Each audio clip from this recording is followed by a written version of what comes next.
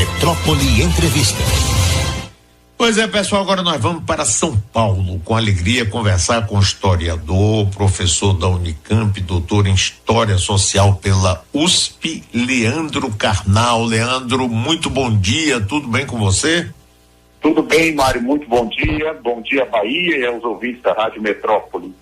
É sempre um prazer conversar com você e agora a respeito do lançamento do seu livro, não é, com a Monja Cohen, O Inferno Somos Nós, do ódio à cultura da paz. E aí, Leandro, converse um pouco com a gente sobre isso, por favor. Nós temos uma proposta de falar sobre duas pessoas de formação diferente. Sim. Formação, uma no budismo, a monja, e a minha em filosofia e história. E nós pegamos a frase do Sartre, o inferno são os outros, e trouxemos uma reflexão para esse momento brasileiro, que o inferno somos nós. Ou seja, tentar chamar a nossa responsabilidade no processo, não apenas culpar o outro, que é uma característica brasileira desse momento. Se eu sou de um partido de esquerda, eu acho que o problema está na direita. Se eu sou um conservador, o problema está nas esquerdas. Se eu sou uma pessoa no trânsito, o problema são os outros motoristas. Grande parte do esforço do livro é trazer o eu, as pessoas, para reflexão, qual é a parte que eu colaboro com a cultura do ódio e como eu posso tentar superar essa cultura do ódio. Você fala num determinado momento, vocês falam, 2 judeus famosos advertiram sobre a ambiguidade das pessoas que se acham virtuosas, Jesus e Freud. O ódio em nome do bem é o pior de todos. É isso mesmo, Leandro? Jesus atacava muito um grupo chamado de fariseus na Palestina do século I, que ostentavam a virtude, eram homens de bem, cumpriam a lei, andavam regularmente em jejuns e contribuições ao templo, e não obstante, diz Jesus, eram sepulcros caiados de branco. Freud falou muitas vezes que o preconceito, o ódio, a vontade de eliminar o desvio, o comportamento sexual que não combine com a média, esconde desejos ao que a gente poderia chamar de pulsão de morte, ou seja, eu não permito que o outro seja ou faça aquilo que eu desejo que o outro seja ou faça. Então, tanto Jesus quanto Freud foram muito claros que quando eu tento fazer o bem em nome de uma sociedade melhor, eu posso, não sempre estou, mas posso estar escondendo coisas terríveis. E por que o ódio em nome do bem é o pior? Porque ele é feito de forma virtuosa, ele não é um ódio assumido.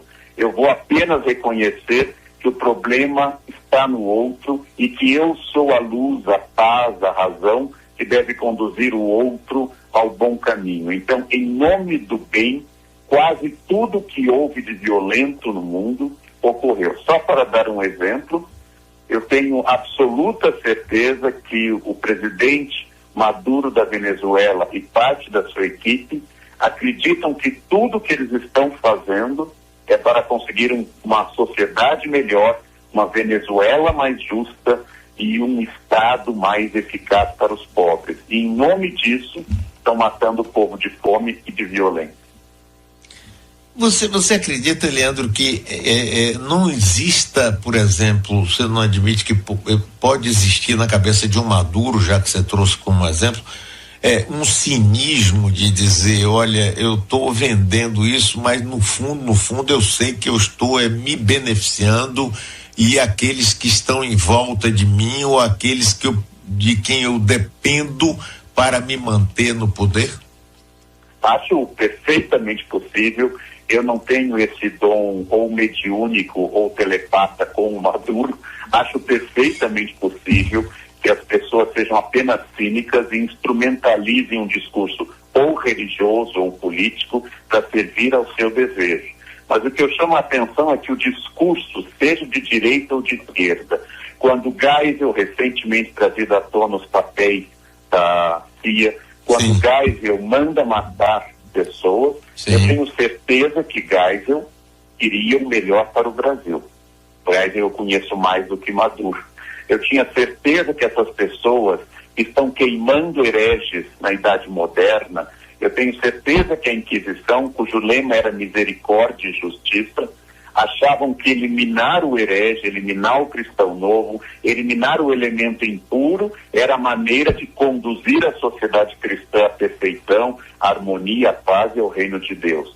É isso que eu insisto. Não tenho certeza se as pessoas são falsas ou verdadeiras, mas o discurso do bem embasa qualquer violência e é sempre difícil contrapor, porque você vai dizer, Venezuela hoje é uma ditadura clara, e alguém vai dizer em contrário, mas é em nome do povo, porque a elite venezuelana era muito conservadora, o que é verdade, e aí eu justifico tudo, em Cuba, em Venezuela, no Brasil de Médici, no Brasil de Pinochet, na Coreia do Norte também.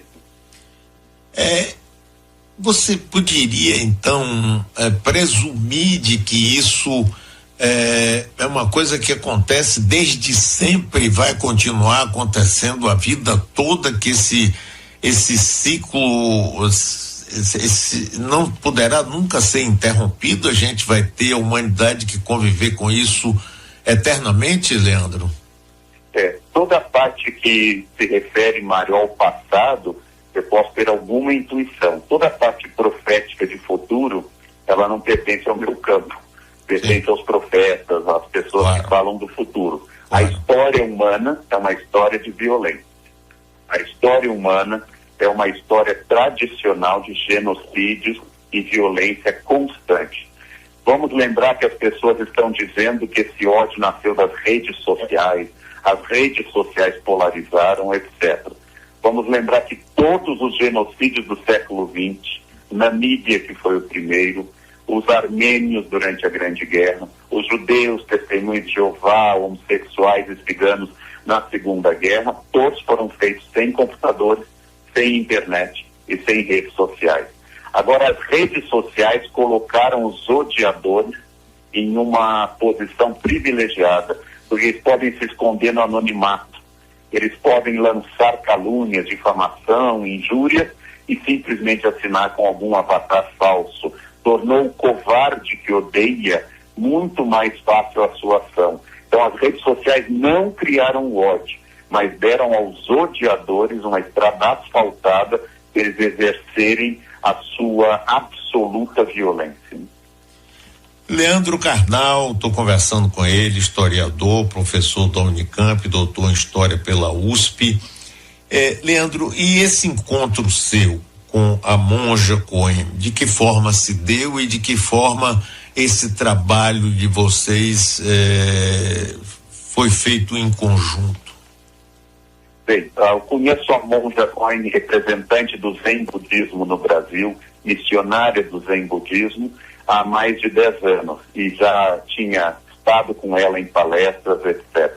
A editora Papiros achou que uma conversa entre nós, que depois se transformasse em livro, poderia ser útil, poderia ser interessante. O público aparentemente concordou, porque para o índice da Folha de São Paulo estamos em primeiro lugar entre os mais vendidos de não ficção, e para o índice da Veja passamos agora para o quarto, não tenho certeza, ou quinto. Então nós dialogamos, nós construímos um diálogo sobre duas visões diferentes, a visão da monja e a minha visão, que não coincidem em tudo, para explicar o mesmo ponto de vista.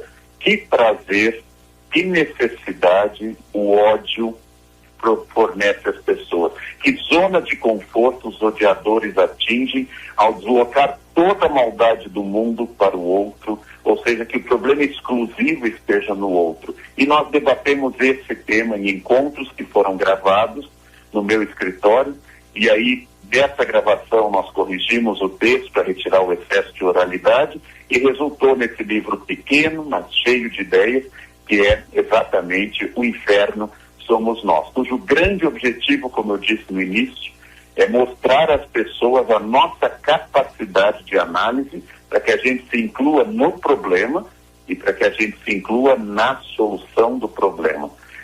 Nós temos um costume na sociedade brasileira, que é a omissão do eu. e ficamos dizendo: o brasileiro não sabe votar, como se eu fosse estrangeiro ou votasse bem, o brasileiro é atrasado, como se eu fosse estrangeiro e fosse pontual. O convite do livro é o debate de ideias de duas fontes distintas, mas acima de tudo o foco: como superar a cultura da violência e introduzir uma cultura da paz. A compaixão é um sentimento que tem desaparecido, é raro, porque a compaixão, eu sinto assim como se as pessoas tivessem, não sentem mais compaixão pelo outro. Quer dizer, é aquela coisa de, para eu não ver, vê se eu estou correto, Leandro, para eu não ver o meu defeito, eu vou enxergar no outro aquilo que provavelmente é o meu problema. É assim? Essa denúncia, voltamos a Jesus, ela concorda com a sua visão, quando diz que os fariseus olham o cisco no olho do outro. Isso. E não olham o pedaço de madeira enorme que está no seu próprio olho. Compaixão no sentido de sentir junto com o pássio, no sentido de ter uma identidade de sentimento, empatia, ou sentir a favor, simpatia, é uma capacidade que eu tenho que tem duas pontas. A primeira é a religiosa, que diz que eu devo ver no outro sempre uma figura alvo da minha compaixão. E a segunda, mais racional, é que a única capacidade de viver em sociedade, o único caminho para constituir uma estabilidade social, é eu olhar para o outro não como inimigo, mas alguém diferente, que devo construir com essa pessoa diferente um espaço de convívio nos prédios, nas escolas, na rua e no trânsito. A única possibilidade racional da sociedade não degenerar na total violência é que eu interprete no carro que está à minha frente um outro ser humano que também quer chegar ao trabalho ou à casa, um ser humano similar a mim em sentimentos e que pode estar ou não abalado, mas eu tenho que ter uma identidade humana. Eu tenho que entender que no debate político, aparentemente, nós temos pessoas que querem o melhor. E quando não querem o melhor, mesmo assim continuam sendo humanos, e esse estatuto do humano é fundamental para estabelecer qualquer conversa, mesmo que a pessoa esteja errada ou esteja agindo de forma não ética. Não é relativismo que nós defendemos, existem coisas que não podem ser relativizadas, como racismo ou pedofilia, são crimes e são violações profundas da ética e da moral, mas que eu entenda nas outras questões não relativas a esses crimes que existe um humano expondo a sua ideia, igual a mim, e que eu tenho que ouvir, inclusive para redarguir, para falar sem violência e sem ódio. Ou como diz a monja, citando uma tradição budista, que também é um verso de Drummond: a dor é inevitável, o sofrimento é opcional. Leandro Carnal, durante um momento que um país viva em crise, e nós temos vários exemplos na história e no Brasil de hoje, nós vivemos no Brasil de hoje uma crise econômica, uma crise social, uma crise ética, e isso faz com que o ódio aumente e às vezes nos leve a caminhos. Por exemplo, nós vamos ter uma eleição dentro de pouco tempo e é difícil de imaginar o que é que possa acontecer. Nós vimos exemplos no passado, por exemplo, a Alemanha pré-nazista, não é, com a crise brutal depois da quebra da Bolsa de 1929, que acabou levando à ascensão do nazifascismo e a guerra, morticínio, holocausto e etc. Mas voltando ao Brasil de hoje, essa crise que a gente vive, você acha que também gera pré-condições para que o ódio aumente? Bem, o povo da serpente, como diria o Bergman, isso, ou a cadela do fascismo está sempre no cio, como diria o Brecht, ele é um risco permanente para toda a sociedade, nas tentações de ditaduras de esquerda ou de direita, de totalitarismos. E aí nós temos que entender uma coisa, falando a todos os brasileiros, particularmente da Bahia, daqui de São Paulo, mas vale para todos os brasileiros. Existem pessoas que lucram com o medo. Existem grupos que aumentam seu poder e justificam propostas absurdas com o medo. Existem organismos que querem que a gente fique apavorado e pegam uma crise passageira como se fosse o fim do mundo. E a internet magnifica isso. Então, o primeiro passo para não repetir os horrores que aconteceram em estados totalitários de esquerda, como Stalin, ou de extrema direita, como a Alemanha, é superar um pouco do medo e pensar que a única solução para que a gente possa conviver em sociedade é a democracia. Por isso eu disse, há vários pontos que os caminhoneiros têm razão e justificam uma ação, a não ser as violências ocorridas, mas justificam uma ação, mas nunca se pode apoiar a intervenção militar, porque em caso de intervenção militar, os caminhoneiros seriam atropelados por tanques, executados ou presos e torturados. Então ninguém pode pedir em uma manifestação que a gente cesse o direito de manifestação. E aí, como circulou na internet uma ideia que eu concordo, quando alguém lhe disser que é a favor de ditadura ou de intervenção, que são juridicamente a mesma coisa, já que não há nenhuma base jurídica para intervenção, você deve dizer, então comece a ditadura e cale a boca, porque em ditadura não se pode dar opinião. Leandro Carnal, você e a Monja têm previsão de lançar esse livro aqui em Salvador? Aí nós temos um problema, Mário Pereira. A minha agenda é insana, dia da Monja é zen, mas é insana também. O resultado é que para conseguir uma data que nós temos um lançamento em São Paulo, uma data para Campinas, nós temos que juntar duas insanidades, e aí isso é muito complicado. Eu gostaria muito, não apenas pela grande alegria que eu tenho todas as vezes que vou a Salvador ou outras cidades da Bahia, mas a alegria também de lançar em um grande centro, escutar, debater com o povo da Bahia essas ideias que valem para todos nós brasileiros, São Paulo, Rio Grande do Sul, Bahia ou Belém do Pará. Então essa é uma ideia que eu gostaria muito de lançar em Salvador, mas creia-me, achar um dia livre que coincida o meu com o da Monja tem sido um quebra-cabeça além da nossa capacidade, mas eu tenho isso na perspectiva e gostaria muito de fazê-lo. Eu desejo ardentemente que essas duas insanidades se resolvam e que vocês venham aqui, porque será de uma utilidade fantástica para todos nós. Leandro, muitíssimo obrigado, é sempre uma alegria enorme e um alento também para todos nós, para mim, para quem faz aqui a Rádio Metrópole, para os nossos ouvintes. Nós estamos transmitindo para 32 emissoras do estado da Bahia. O estado da Bahia todo está te ouvindo nesse momento. E muitíssimo obrigado, um grande abraço para você, Leandro. Um grande abraço, Mário, um abraço aos ouvintes da Metrópole e das outras emissoras, e gostaria de lembrar que o Brasil começou aí. Eu espero que aí seja sempre um local para refletir sobre o Brasil e seu futuro. Um bom dia de trabalho para todos nós. Muito obrigado.